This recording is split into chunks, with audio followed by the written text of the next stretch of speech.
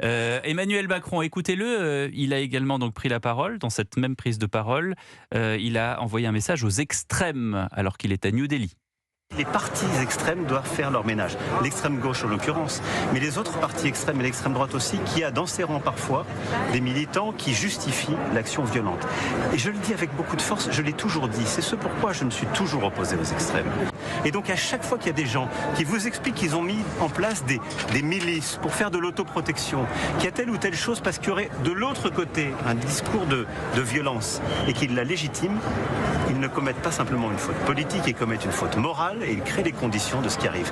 Mais il y a aussi une responsabilité de tous ceux qui légitiment l'action de groupes violents. Il n'y a pas de place à la violence. Là, c'est toujours, c'est pareil, en l'occurrence, c'est l'ultra-gauche qui a frappé dans le drame de Quentin. C'est pas l'ultra-droite. Pourquoi est-ce qu'on parle tout d'un coup de l'ultra-droite alors que c'est l'ultra-gauche? Est-ce que si jamais ça avait été des milices d'ultra-droite, on aurait parlé de l'ultra-gauche? Je suis pas sûr. Oui, mais absolument. Mais là, c'est cette folie de croire que le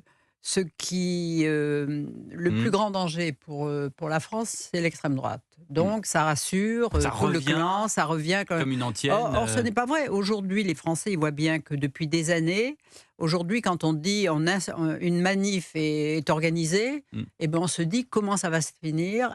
Combien de voitures vont être brûlées? Combien de policiers vont être tabassés?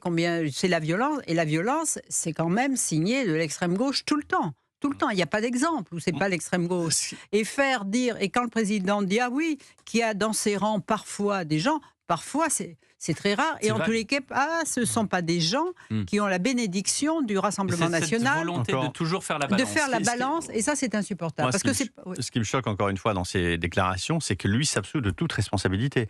Moi j'ai souvenir d'un président de la République qui disait je ferai en sorte que la jeunesse ne vote plus jamais pour l'extrême droite, que l'extrême droite allait baisser, que j'allais pacifier le pays, rassembler tout le monde dans un grand rêve européen. Je veux dire, l'état dans lequel est le pays aujourd'hui, y compris dans la violence et la brutalité et la déliquescence du débat public, il me semble que le président de la République en porte sa part de responsabilité. Mais ça semble pas du tout l'effleurer. Merci beaucoup. Mais le président n'a jamais tort.